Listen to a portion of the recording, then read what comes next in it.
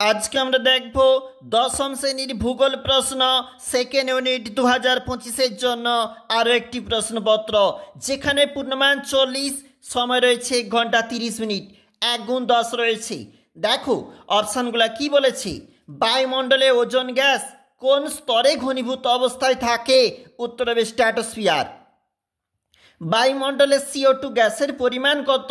আমরা option number এ করেছি, যেখানে আরো একটা অপশন কিন্তু এখানে চুজ করে রেখেছি, তোমরা কিন্তু অবশ্যই দেখবে। এল নিনোর প্রভাব দেখা যায়। সঠিক উত্তর প্রশান্ত মহাসাগরে, যেখানে এল নিনোর প্রভাব সৃষ্টি হয়। এরপরের যে প্রশ্ন বলেছে সমুদ্র স্রোত সৃষ্টি নির্ভর করে, উত্তর হবে বায়ু প্রবাহের উপর।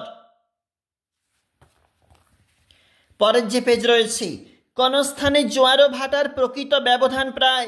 উত্তর হবে 6 ঘন্টার বেশি। ভারতের ধান গবেষণাগার কেন্দ্রটি কটকে অবস্থিত। একটি জায়দ ফসলের উদাহরণ নাও। বাদাম, আউশ ধান, দেখবে তোমরা অবশ্যই। ভারতের বৃহত্তম শঙ্কর ইস্পাত কারখানা গড়ে উঠেছে দুর্গাপুরে। 2011 সালে আদমশুমারি অনুযায়ী ভারতের সর্বাধিক জনঘনত্বপূর্ণ রাজ্যটির নাম? উত্তর হবে বিহার। উন্নয়নের জীবনরেখা নামে পরিচিত?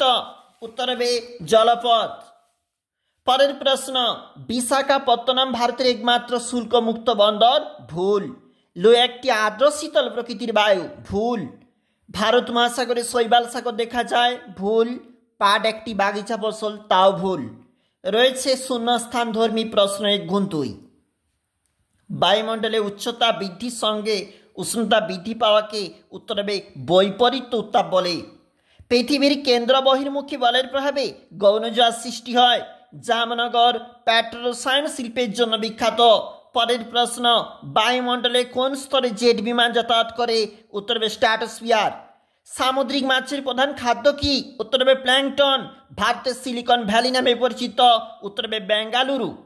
ভারতের মহানগরের সংখ্যা 53টি 2011 সাল অনুযায়ী। এছাড়াও প্রশ্ন, কোন শহরকে ভারতের প্রবেশদ্বার বলে? মুম্বাইকে। দেখো 2 নম্বরের প্রশ্ন শুরু হয়েছে। এইটা হচ্ছে আমাদের কিন্তু অন্তিম পেজ, এবং যেখানে কিন্তু রয়েছে 5 নম্বরেরও প্রশ্ন।